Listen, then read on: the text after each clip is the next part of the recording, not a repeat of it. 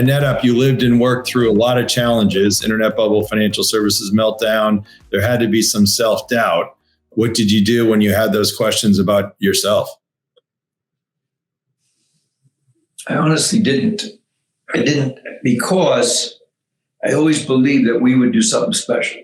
That doesn't mean I knew that we would end up coming back. We got it back to a $90 stock. But I believed so much in the people around me and that we were in it together that I just felt that we had a great company that got hammered by the markets. It was never, we didn't screw up. We still had in 2001, after .com, I had a sales kickoff and I invited Jimmy Dunn to speak. I just met Jimmy Dunn. You probably know Jimmy's story. He became a hero after 9/11, lost most of his firm. It was the most watched segment ever on 60 Minutes. The story of Jimmy Dunn, if you want to watch it, Dunne. And I met Jimmy he's a Notre Dame guy. I met him at Pebble Beach. I was with Tyrone Willingham, and somebody handed me the 60 Minutes tape. He lost 2/3 of his firm. So I had him come in and I showed that video, the sales kickoff. We were going like this. And I brought him out on stage. And he said, I'll do it if you stay on stage with me, which I did.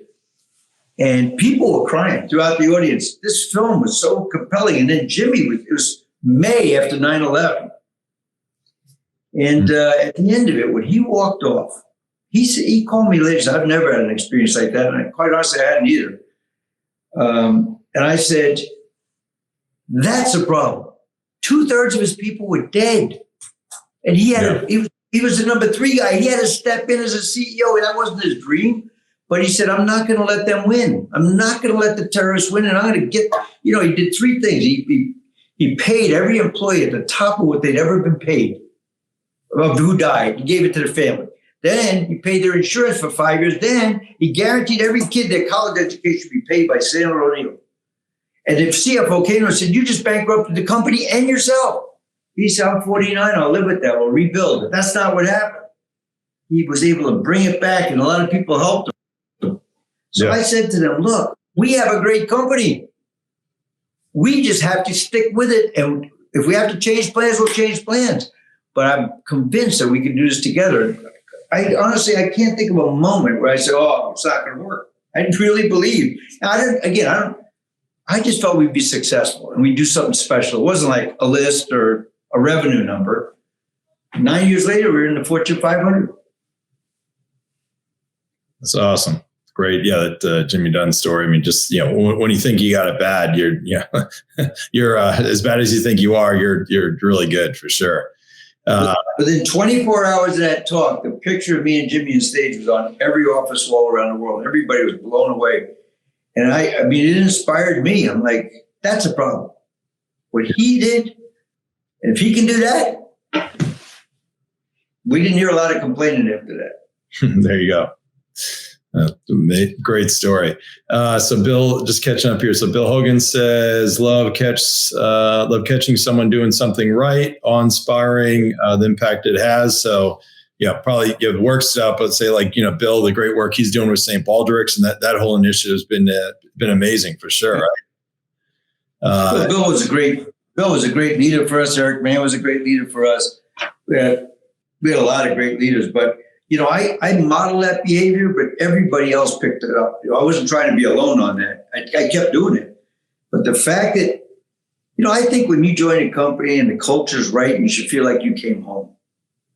You shouldn't have to change your personality for a culture. If you do, you're probably in the wrong spot. And I just felt like the people that we hired, regardless of where they came from, once they got in, they were like, this is what I want. This is what I want to do. I want to build something I'm proud of. And builds on itself. Awesome. And then let's see, I can't read the name. Tucker, somebody says, I love this. What a great interview and insight from Brian Cannell. Thank you, Brian. And then Peter reinforces the 5 things and says, awesome about calling them to thank them. And he says, thank you, Tom and Randy. Thank you, Peter. I got a story for you. So there's a book called Contagious Success by Susan Nunzio, PhD professor at the University of Chicago. And there's a chapter on NetApp and me, and they're doing this. So Bill McDermott calls me up. I know you know Bill well. Bill's a very good friend of mine now. And he says, I have one question for you. How do you find the time? It says you do 10 calls a day. I said, yeah. He said, how do you find the time? I said, Bill, how long do you think these calls last? This is Bill McDermott calling on the help desk. Hello, Joe, Bill McDermott. I'm thinking, oh, yeah, I was hoping to get a call from the CEO.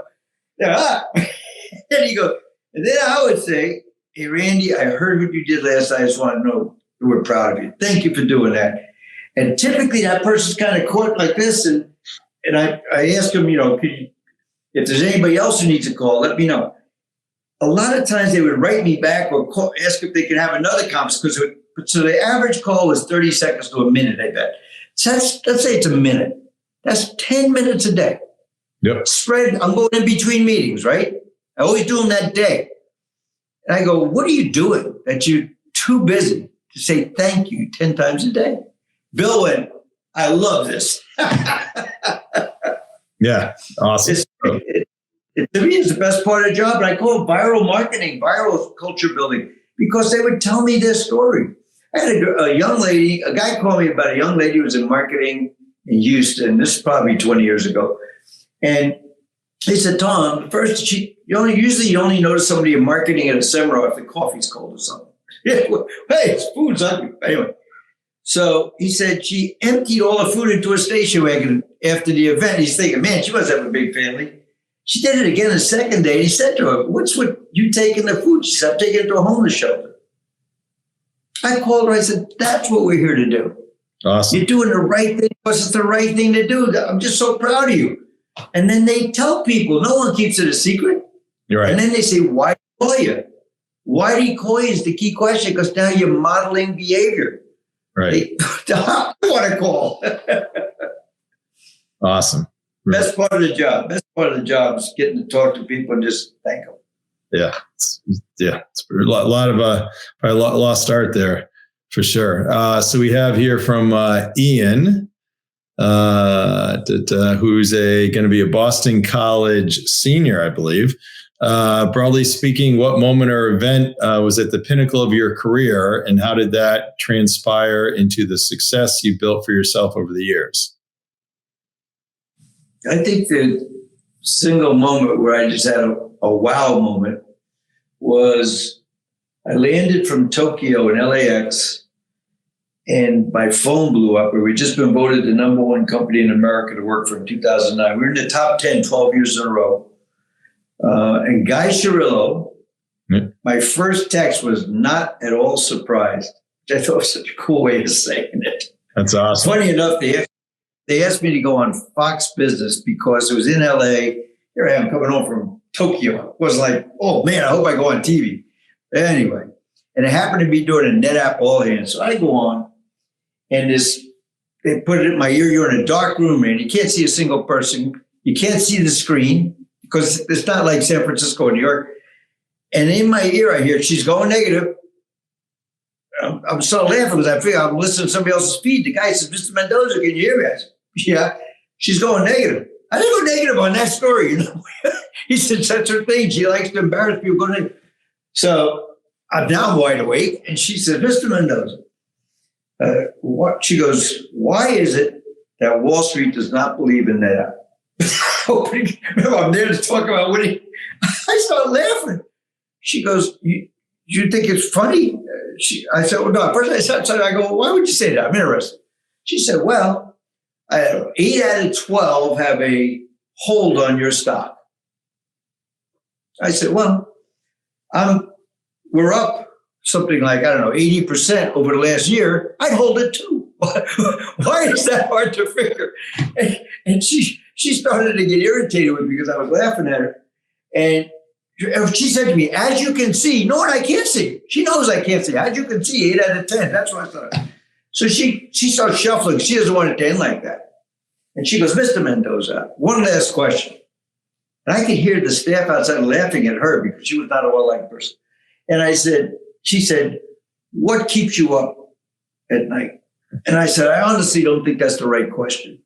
If you ever want to piss off an interviewer, that's how you do it. She did one of those exercises. Oh, hopefully you said nothing keeps me up. I sleep well. No, I said, the right question is what gets you up in the morning? You get up in the morning excited about what you're going to do, you're going to have a great day. If you don't, you won't. Back to you, Bob. That was my favorite moment. There you go.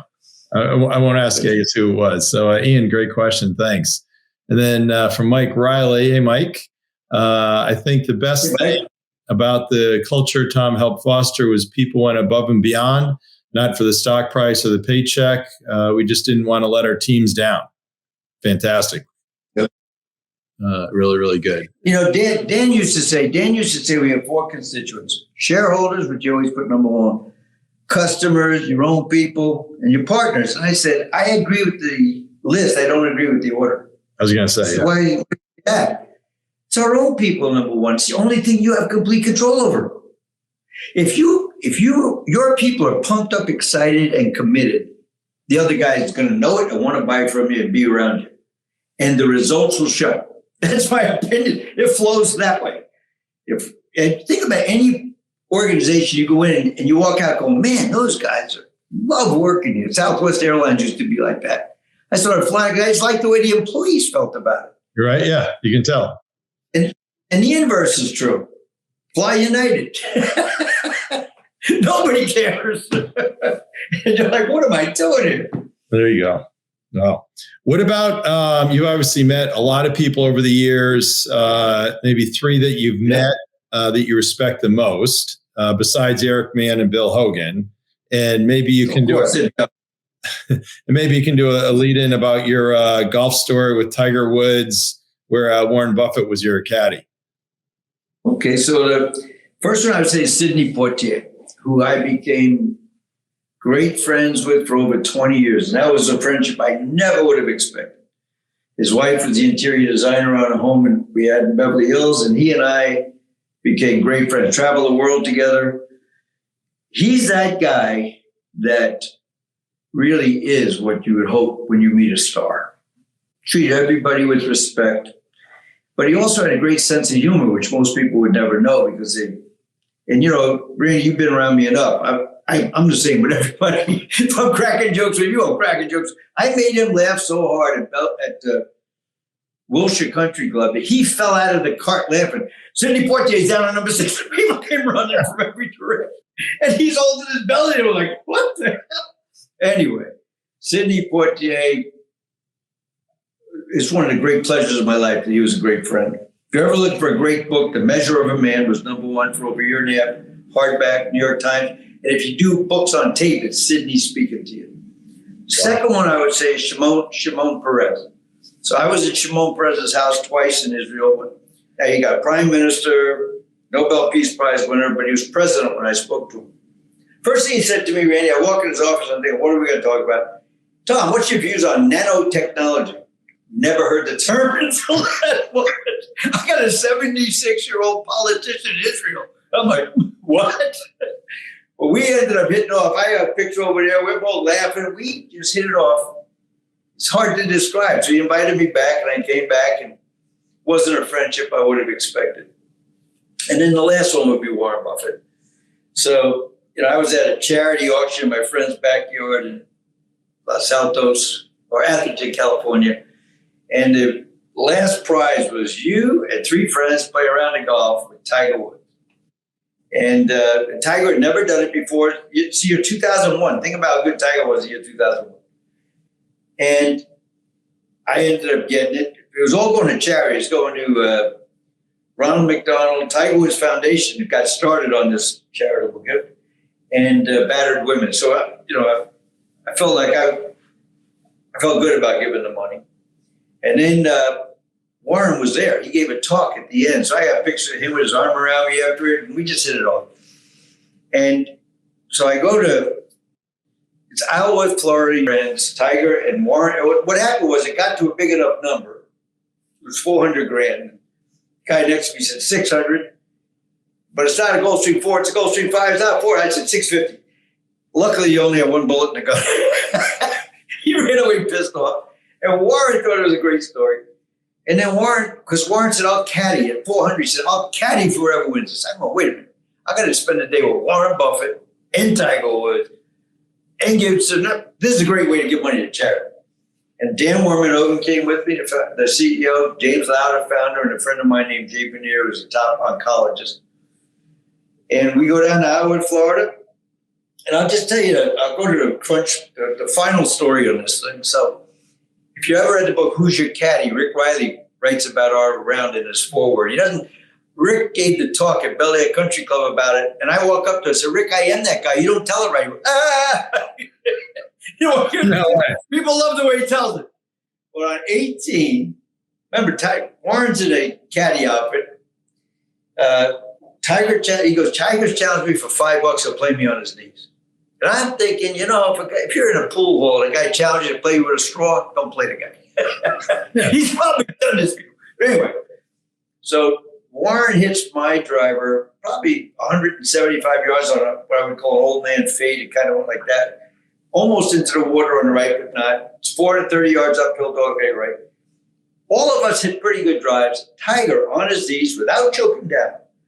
Launches about 265, and the shot was the same exact ball flight as every other shot. But my favorite moment, now Warren's standing with the water right there. He takes my 7-wood, and he kind of chunks it, and it goes into the water. He looks at Tiger. No words were exchanged. Tiger's about 80 yards in front of him, looking at him on his knees. And the way I say it, it was like I'm 72, I haven't played all day, how about a mulligan? Tiger goes, no mulligan. Sorry, buddy. Bam. Tiger put it just off the green, took the money. We were on the plane going home. Warren flew, it was NetJets, and Warren had called me and said, you mind if I go back with you? No, I think I'd be good.